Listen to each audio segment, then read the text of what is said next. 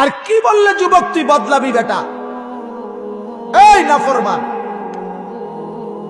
তোমরা যারা এক ওয়াক্ত নামাজ পড়ো না, আরে অসভ্য, আর কি বললে তুমি বদলাইবে?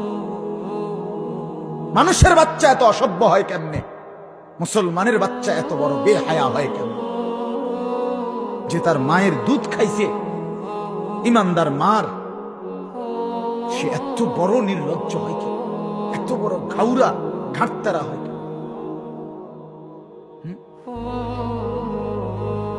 বলেন, আমি তো প্রতিদিন বলি, এত বড় আসমান জমিন, এত বড় কুল কায়নাতের মালিক যেই আল্লাহ মহান রব্বুল আলামিন, যার হাতে আমার অস্তিত্ব, আমার মাথার চুল থেকে পায়ের নখ ভেতর বাহির, যার সিদ্ধান্তের উপরে টিকে আছে, যার ইচ্ছায় আমার হাত নড়ে, পাও নড়ে, যার ইচ্ছায় আমার চোখের পলক পড়ে, আমার নিঃশ্বাস আসা যাওয়া করে, সেই আল্লাহ, সেই মহান রব্বুল আলামিনের সামনে যার ঘাড় নয় না, সেজদা করে না, তার চাইতে বড় ঘাটতেরা, গাদ্দার, বেয়াদব আল্লাহর জমিন আর কেউ হইতে পারে না।